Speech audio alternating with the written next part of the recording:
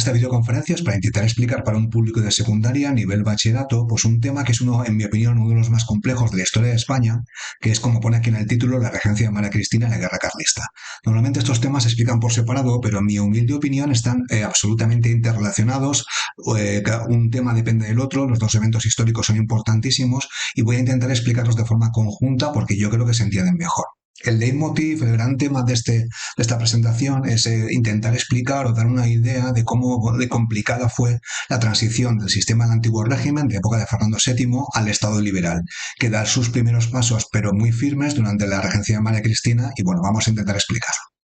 El esquema de esta videoconferencia va a ser, primero explicaré cómo María Cristina llega al poder, o por lo menos su círculo, luego después lo que yo llamo el periodo absolutista moderado, que son los principios, el principio de la regencia de María Cristina, luego el periodo liberal progresista exaltado y luego la caída que tiene lugar en 1840. A partir de aquí voy a empezar con cómo llega al poder el círculo de María Cristina, porque hay que entender que aquí las personas individuales no cuentan, sino que se mueven en forma de círculos o facciones de la corte, palaciegas, y bueno, María Cristina aparece en la corte de Madrid en 1829. Ya podemos ver aquí, no estoy muy seguro que esto sea un cuadro de época, pero bueno, era una princesa italiana, obviamente muy noble, acostumbrada a mandar, que tenía 23 años, si no me equivoco, y se casa con un señor de 45 años, Fernando VII.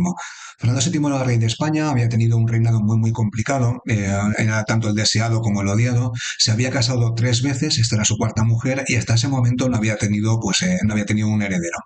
El heredero natural que todo el mundo consideraba que le iba a heredar de forma bastante natural era su hermano, un hermano con el cual se llevaba muy bien, Carlos María Isidro. Se le puede ver en la familia de Carlos IV cómo se dan la mano, había bastante cariño, habían pasado juntos durante su exilio con Napoleón, los dos casi 5 años en el Palacio de Valenciennes.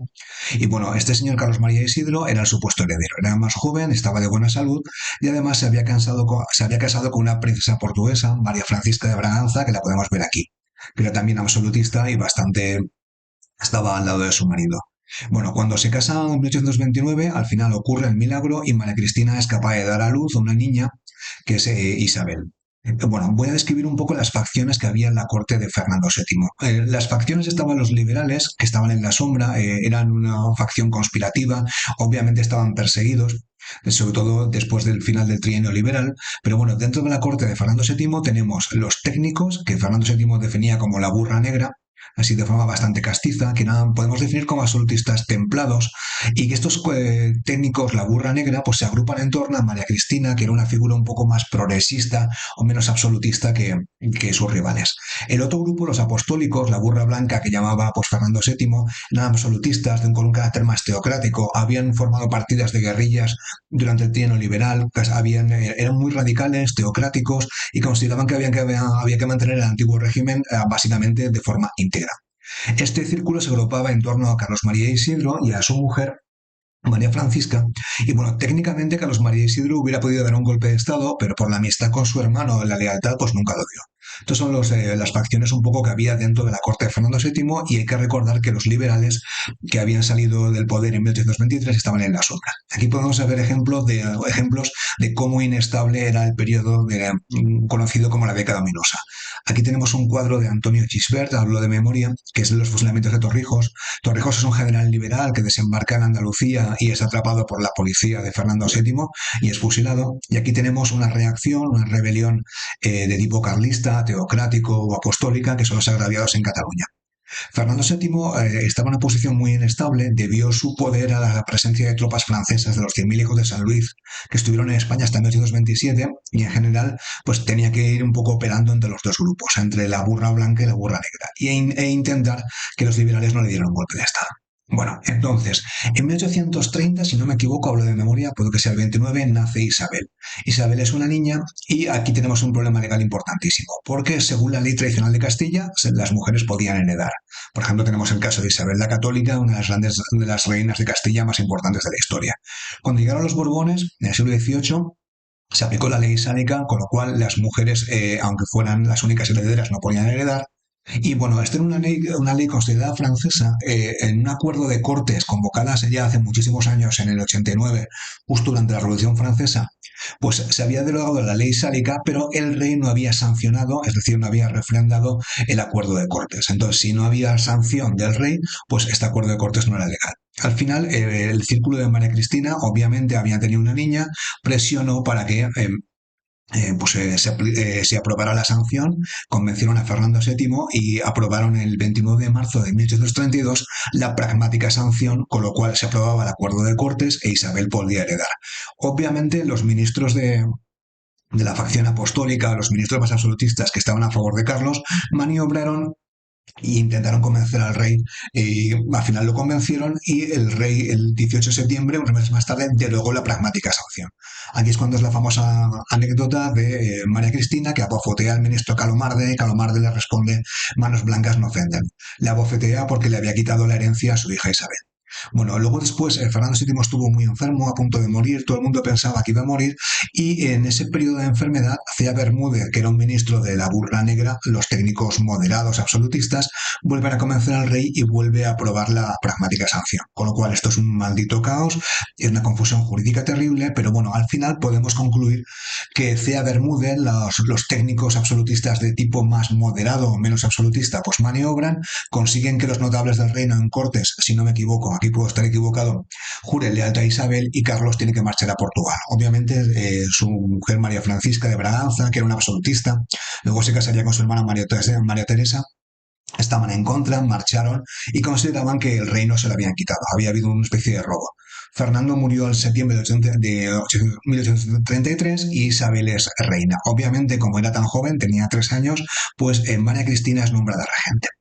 Bueno, ahora voy a explicar la regencia de María Cristina. La podemos ver aquí, el traje quizás no le hace mucha justicia, pero en una chica joven, pues que se acaba, que tendría pues 24, 25, 26 años, se acaba de quedar viuda, era una mujer capaz y entonces ella ejerce de regente. En su contra también tenemos a su origen italiano, que claro, el ser de origen extranjero, pues eso le supondría algún problema. Entonces, la regencia de María Cristina se puede dividir, en mi humilde opinión, en tres partes. Una, un periodo moderado, en el cual deja gobernar a los técnicos de la burra negra, a los técnicos absolutistas templados le habían llegado al poder, su círculo. Luego está el periodo liberal progresista, que es el periodo más interesante, durante 3, 4, 2 años, que es un periodo de intenso cambio, y luego después de la caída y fue sustituida por el general Espartero como regente. Vayamos al primer periodo, entre el 33 y el 35. Es unos inicios absolutistas, moderados de la regencia de María Cristina. Los técnicos absolutistas de Fernando VII habían amnistiado a los liberales diocesianistas, con lo cual habían hecho una especie de mixto, una especie de complejo heterogéneo. Mezclaban liberalismo a nivel práctico con absolutismo a nivel de gobierno. Entonces es un gobierno técnico, destacan principalmente pues Cea Bermúdez, que le había básicamente dado el trono bueno, a Isabel y a María Cristina, y luego Martínez de la Rosa, que era un doceñista. Ambos diseñarán el llamado Estatuto Real, que hablaré más tarde, buscan legitimidad, porque mucha gente pues, no les veía con buenos ojos.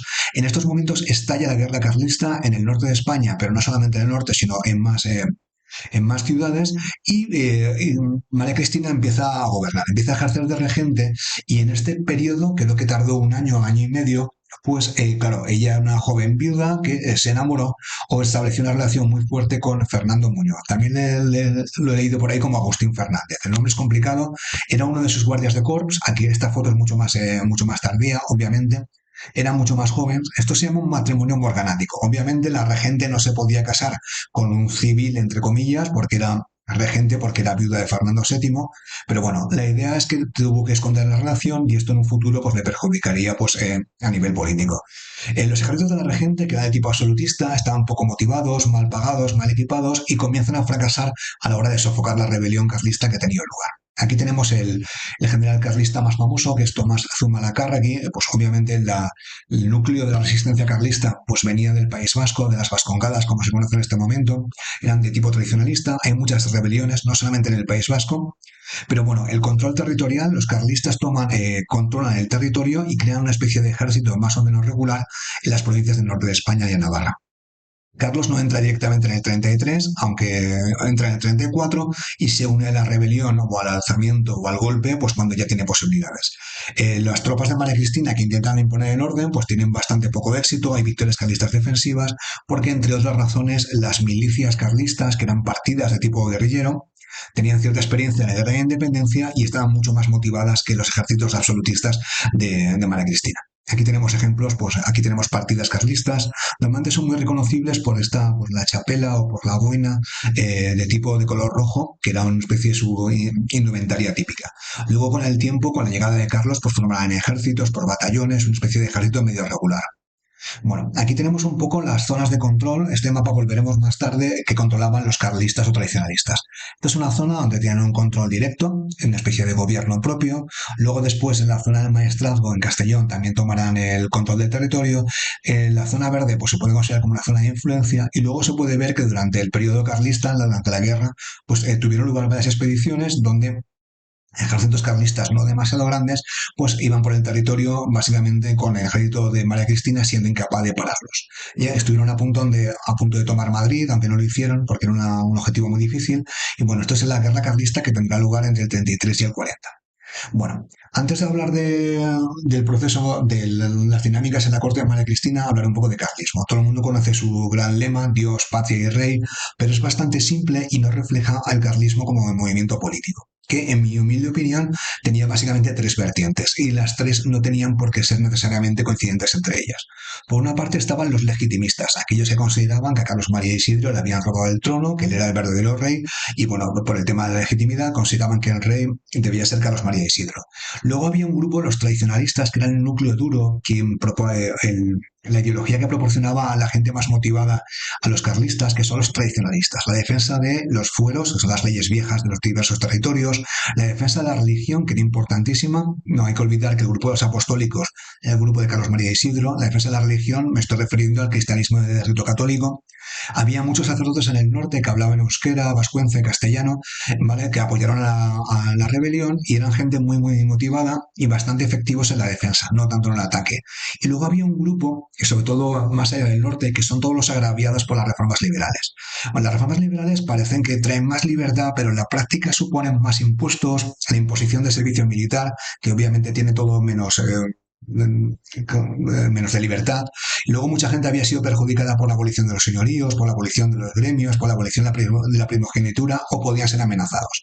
Entonces tenemos los agraviados por las reformas liberales que estaban a favor del sistema del antiguo régimen porque les favorecía por alguna razón. Los tradicionalistas en defensa de las leyes viejas, los fueros, la religión y los legitimistas, el verdadero rey. Son tres grupos que son los que constituirán la base del carlismo pues hasta básicamente el final. ¿Y quién apoyaba a María Cristina, la regenta? El País Vasco, en el norte, probablemente como consecuencia del euskera, les llamaban los guiristinos, de ahí vendrá la famosa palabra guiri, que significa extranjero. Los liberales eran los partidarios de la regente. Ahí había tanto liberales moderados como progresistas como absolutistas. Eran pocos técnicos y además, hay que decir, y en esto los carlistas puede que tuvieran razón, el círculo de la regente era un foco de corrupción. Mucha gente se hizo de oro con la guerra carlista, con el tema de los suministros y luego con el ferrocarril mucho más tarde. Entonces, los partidarios de la regente eran ricos, pocos y bastante poco motivados. Los liberales más puros, que podemos considerar los exaltados, eran aquellos que habían participado en el trino liberal en 1820, luego después se educaron en la milicia nacional, eran gente mucho más motivada, también había bastante gente de clase baja, y estos liberales más puros eran el núcleo más importante que podía apoyar a la regente y podían contribuir a los carlistas, porque obviamente este grupo era muy minoritario y la gente no iba a morir por ellos, ni por la regente, que era una gran dama, pero no había una legitimidad tradicional como podía tener Carlos María Isidro. Bueno, durante el periodo la regente y sus apoyos técnicos pues intentan conseguir legitimidad. Redactar una carta otorgada, que era una concesión, una ley máxima, podemos llamar constitución, que el rey, en este caso la regente, otorgaba a sus súbditos, con lo cual la soberanía era real, no del pueblo, una especie de regalo gracioso, que reconocía algunos derechos y libertades muy limitadamente. Nació la separación de poderes, daba unos poderes a la regente, que esos poderes eran enormes para cambiar los gobiernos. Aceptamos un sufragio censitario muy estricto y básicamente la regente podía cambiar el gobierno cuando considerara conveniente. El Estatuto Real es un avance, sobre todo en comparación con el absolutismo de Fernando VII, pero bueno, en un avance muy limitado. Obviamente la gente liberal no iba a estar contenta con esta carta otorgada, que era básicamente un regalo de la regente a a sus ciudadanos. Bueno, explico la primera fase, que es la primera fase donde están los moderados y donde no consiguen domar la rebelión. Luego entra la fase de 1835 hasta el 37-38. Hay una crisis bélica tremenda. Está claro que en el 35 hay un punto muerto. Hay un país independiente en el norte, el país carlista, la zona de Navarra y el País Vasco, que se gobierna de forma independiente, y los ejércitos cristinos o liberales son incapaces de tomar el territorio. Sufren muchas derrotas, el carlismo se había reforzado y además dentro del periodo del territorio dominado por la regente hay revueltas populares de tipo social, por ejemplo juntas, de tipo ludita, se quema la primera fábrica eh, realmente llamada así en España, la fábrica Buenaplata en Barcelona, hay protestas por la izquierda, entre comillas, y por la derecha de la regente. Entonces, no están teniendo ningún éxito, el carlismo se había reforzado y tienen la obligación, en donde la regente se ve en remedio de llamar a este señor, que es Juan Álvaro Mendizábal. El nombre es Méndez el original, pero creo que por alguna razón se lo cambió para parecer más noble o más vasco. Entonces, este señor fue presidente del Consejo y ministro de Hacienda a mediados de 1835. Estuvo más o menos un año.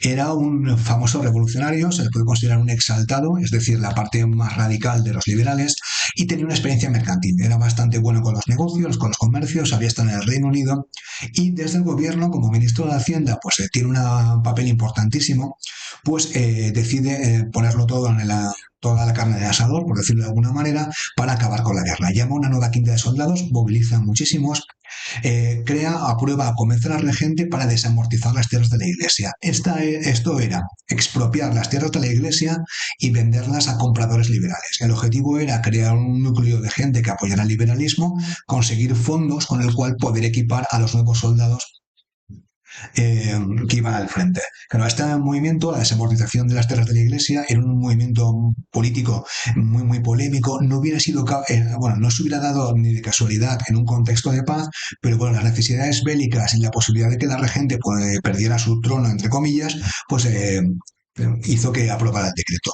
Fue una medida muy radical, fue un golpe de la Iglesia Católica terrible, no lo voy a explicar en profundidad, pero fue una de las grandes medidas de Mendizábal, que fue la desamortización. Entonces, a partir de Mendizábal, los liberales tenían más soldados, estaban mejor equipados, contrataron mercenarios ingleses y algunos generales comienzan a destacarse. El general más famoso es Baldomero Espartero, que se llevaba muy bien con los ingleses, tenía un montón de técnicos, consiguen algunas victorias y al final, a partir de Mendizábal en el 35, el peso poblacional, el peso económico comenzó a imponerse. Los carlistas ya habían perdido la guerra, pero todavía no lo sabían. Bueno, en cualquier caso, Mendizábal está un año, sufren algunas derrotas, la regente lo quita, quizás por demasiado exaltado, pero bueno, Mendizábal había dado el impulso revolucionario, el impulso liberal, la motivación que hacía falta para ganar la guerra. Entonces, el 12 de agosto del 36, Mendizábal estaba afuera, muchos soldados, algunos soldados que se encontraban en el Palacio de la Granja, de San Ildefonso, que está cerca de Madrid, descansando de la lucha del frente.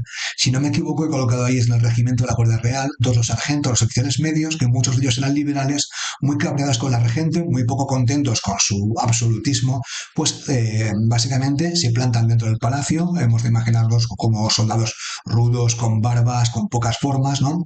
Y básicamente obligan a la regente a nombrar un gobierno liberal, no moderado como había nombrado después de Mendizábal, y a restaurar la Constitución de 1812. Estos soldados estaban luchando por el liberalismo, no estaban luchando por una dama noble, por la regente María Cristina. Esto fue una experiencia pues, traumática, tanto para la regente María Cristina, que claro, vio su vida en peligro. Su hija Isabel en este momento tendría pues 36 años, quizás se acordaría en un futuro. Y bueno, esto es el típico pronunciamiento que tendrá lugar en el siglo XIX, en el cual unos soldados, unos sargentos motivados pues de ideología liberal, probablemente fueran instigados por algún político liberal dentro de Madrid, pero bueno, no estoy del todo seguro, pues obligaron a la regente a cambiar gobierno. Bueno, a partir de aquí nombran otro liberal, José María Calatrava. Mendizábal está como ministro de Hacienda, tiene un papel menor porque el impulso lo dio durante su primer momento como presidente del Consejo. En este periodo pues se redacta una nueva constitución que se parecía mucho a la de 1812, era más sencilla. La de 1812 era una constitución muy famosa, aprobada en Cádiz, pero bueno, era bastante larga, poco operativa y al final esta pues supusieron que tendría más aceptación. Y bueno, habla de soberanía nacional, no soberanía real, tenía dos cámaras, etcétera, y además crean la milicia nacional. La milicia era una organización armada en el cual los ciudadanos de una localidad pues se entrenaban más o menos para luchar y defender el régimen. La milicia nacional fue, ¿verdad?, una escuela de liberales, fue importantísima y pues estaría durante los periodos liberales de la historia de España del siglo XIX. Luego después la Guardia Civil tomaría el relevo, pero ya a final de siglo. Bueno, hemos visto cómo en Madrid, en la corte, los liberales progresistas o exaltados pues toman el poder y comienzan básicamente a tomarse la guerra en serio. Mientras tanto, en el norte, pues los carlistas estaban un poco desesperados y necesitaban pues romper, porque también estaban cansados de la guerra es muy compleja para todos y bueno, llevan la guerra al Levante, ahí nombran al famoso general Cabrera, el tigre del maestrazgo, que establece una nueva zona de combate contra los liberales, vuelven a sitiar Bilbao de nuevo, porque Bilbao es una ciudad liberal, mientras el campo, los baserris, los caseríos eran de tipo tradicionalista o carlista, y aquí se vuelve a destacarse el general Espartero. Hay una batalla en el puente de Luchana, se convierte en un héroe nacional, y luego Espartero será conocido como el pacificador. Hay una batalla de Oriamendi, que es un éxito para los carlistas, y luego la decisión un poco más radical la toma el pretendiente Carlos, que organiza una expedición real.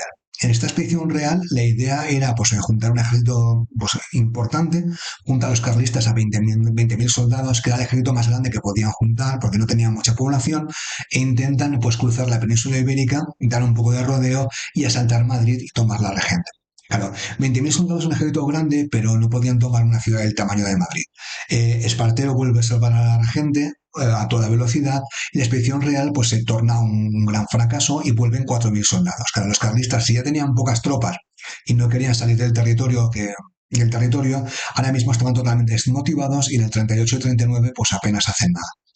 Aquí tenemos la expedición real, que la podemos ver aquí, como es una vuelta muy grande, pasan por Morella, aquí estaba el general Cabrera, y bueno, la idea es que esta expedición fracasa y cuando vuelven pues no han conseguido nada. Aquí hay otras expediciones, esta es incluso más larga, donde van intentando recabar apoyos en diversas ciudades, pero bueno, estas expediciones, por donde pasaba la expedición, pues más o menos a conseguir una rendición y luego después, una vez se iban, pues volvían a ser fieles a María Cristina. Bueno, hasta ahora he explicado el periodo progresista y ahora voy a explicar el fin de la guerra y el final de María Cristina. Hay una famosa copla de la época que dice María Cristina me quiere gobernar. Luego después se convirtió en una copla cubana muy popular, que esto tiene que ver con María Cristina y cómo intentó manipular los gobiernos desde su posición de regente. Bueno, en el 38-39 el peso poblacional pues se estaba imponiendo. Pues en estos momentos las desamortizaciones estaban ya funcionando, el gobierno estaba consiguiendo muchos ingresos, tenía muchos ingresos, podía equipar soldados, podía relevarlos, hay un agotamiento mutuo y bueno, la idea es que la guerra no podía ser ganada ni por los liberales ni por los carlistas. Al final, uno de los generales, el general Maroto, tiene unas discrepancias con el pretendiente, con Carlos María Isidro, y al final, esto es opinión mía, pues Maroto traiciona o por lo menos firma un pacto con Espartero. El pacto lo he visto de varias maneras. El convenio de Oñate, el convenio de Vergara, también lo he visto con B, probablemente porque del euskera.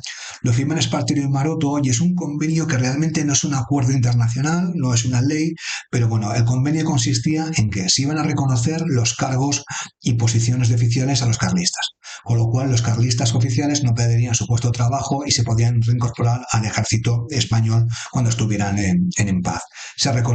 Espartero se recomendaba decía que iba a recomendar mantener los fueros y luego después el convenio más o menos reconocía de facto pues la legitimidad de Isabel frente a Carlos María Isidro. Con lo cual, con este abrazo de Vergara o el convenio de Oñate, pues acabó la guerra carlista en el norte, porque fue firmado en el 39. Carlos obviamente pues no podía aceptar que sus derechos fueran pisoteados, así que marchó del país a Francia y bueno, la guerra carlista no se reanudaría hasta años más tarde. Aquí tenemos un poco la situación. Esta zona se había, entre comillas, rendido o aceptado la rendición y solo quedaba la zona de Morella en el norte de la Comunidad Valenciana, el Maestrazgo, donde aguantaba el general Cabrera. Este era un general muy, muy eficiente, rudo, cruel, hay un montón de crímenes de guerra. El general Cabrera pasó a la fama porque los liberales habían ejecutado a su madre, entonces él no tomaba prisioneros, básicamente los ejecutaba. Era un general durísimo, intentó aguantar y de hecho aguantó pues, un tiempo más, hasta 1840, y luego después marchó a Francia y luego al exilio. El general Cabrera sería uno de los referentes carlistas, pues básicamente hasta su muerte. Y bueno, María Cristina, aquí podemos ver pues un retrato de 1841, pues estaba ya ganando en años, estaba más segura, los incidentes de la granja con los sargentos se habían un poco olvidado, y dentro de su entorno, que el entorno de la regente o el rey o la reina se conoce como la camarilla, pues le aconsejaba. Ahí está mal, he puesto la aconsejaba, debe ser le aconsejaba. ¿Vale? Lo tacho. Entonces, básicamente María Cristina ignoró a las Cortes, que recordamos que estamos ahí, se estaban rigiendo por la Constitución de 1837, donde había diputados progresistas liberales, y nombró a ministros o presidentes del Consejo afines de tipo liberal moderado. De ahí viene la famosa frase María Cristina me quiere gobernar. Había un malestar con la regente, entre los soldados, obviamente no había luchado la guerra para dar el poder a una regente extranjera de origen italiano y claro, su relación morganática con Agustín Fernández, creo que lo he dicho bien, pues era bastante evidente, se conocía, así que ese general, Baldomero Espartero, que había tenido tantos éxitos, el pacificador, el conde de Luciana, pues da un golpe de estado y María Cristina tiene que marchar al exilio, donde estará muchos años. Bueno, he hablado de las tres fases de la guerra y yo creo que están muy interrelacionadas con la construcción del Estado liberal, porque gracias a la guerra o por la guerra, pues tienen lugar las desamortizaciones, la abolición de los señoríos, la abolición de las primogenituras. Son medidas que hubieran sido muy complicadas tomar en un contexto de paz. Y bueno, ¿qué pasa con la guerra carlista? Voy a hablar de algunas consecuencias que a mí me parecen relevantes. En primer lugar, la guerra carlista con la guerra de independencia son causas de ruina económica. Hay graves pérdidas humanas. Yo he leído 200.000 muertos en la guerra carlista y muchos más en la guerra de independencia. Y probablemente el retraso económico español venga de estas dos grandes guerras a principios de siglo.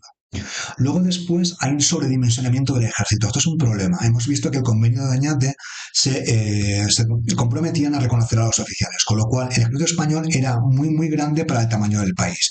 Claro, muy grande, eso parece muy bonito sobre el papel, pero hay que pagar salarios, hay que invertir, hay que pagar salarios a los oficiales, a las armas, con lo cual este dinero pues no se invierte en otras cosas, con lo cual yo creo que supuso una carga también para el desarrollo económico del país.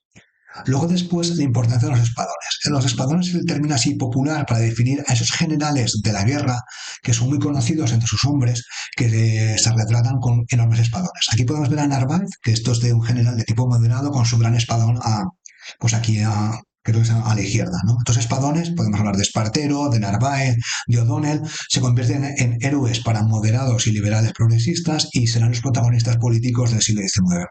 Y bueno, la idea es, si tiene alguna consecuencia positiva, entre comillas, porque aquí hay opiniones de todos los tipos, es que la guerra permite avanzar y que el Estado liberal, por lo menos a nivel político, en España avance rapidísimamente en la primera mitad del siglo XIX. Bueno, espero haberlo explicado con claridad y que se haya entendido todo y hasta aquí hemos llegado.